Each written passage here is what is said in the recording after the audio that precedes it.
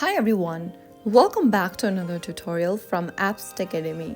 Today in this video, I'm going to show you how to delete a currency pair in MetaTrader 5.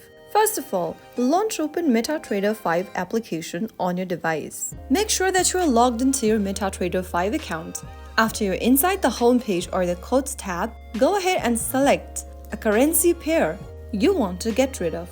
In the pop-up, you will see a delete button.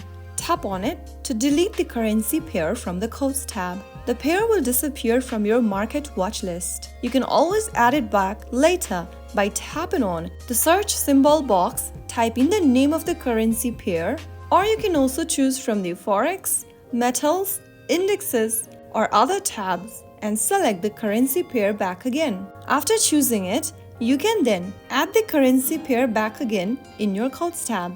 So that is how it's super easily done. If you found the video helpful, don't forget to like, share and subscribe to our channel. I will see you again in the next episode. Thanks for watching.